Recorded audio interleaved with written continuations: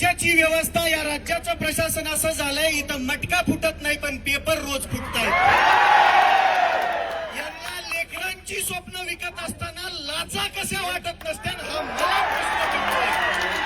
अरे माझं लेकरू या शहरामध्ये येतं, हे शेतकऱ्याचं लेकरू आहे, पोटाला चिमटा काढतं, एका टायमाला जेवतं, पण अभ्यास अगदी मन लावून करतं, आणि शेवटी परीक्षेच्या आदल्या दिवशी समजतं की पेपरच गळपाटलाय.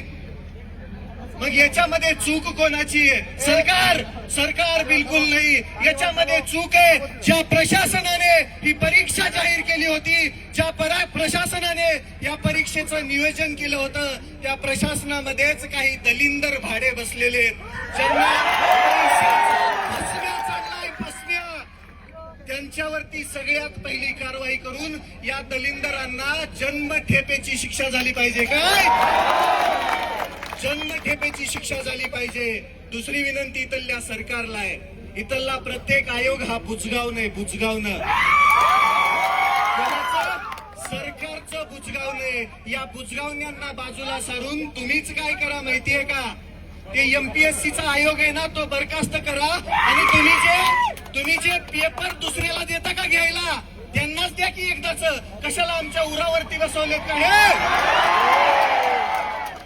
एमपीएससीची परीक्षा ऑफलाईन होत नाही तोपर्यंत हा विद्यार्थ्यांचा एल्गार असाच होणार. आज आयुक्त आले, उद्या क्रांती चौक असेल, परवा या महाराष्ट्राचं मंत्रालय असेल.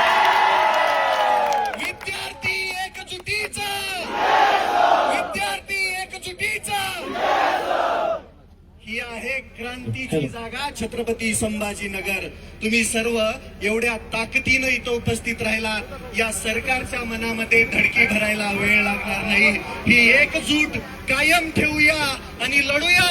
जोपर्यंत न्याय भेटत नाही, जोपर्यंत आपला हक्क आपल्याला भेटत नाही.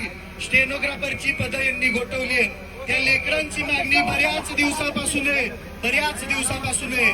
माझी मुख्यमंत्री महोदयांना विनंती आहे, तुम्ही जे हे 2-4 विभाग सोडले तर सगळीकडची स्टेनोग्राफरची पदं बंद केलेली आहेत, ती पूर्ववत करा. लेकरांवरती अन्याय करू नका.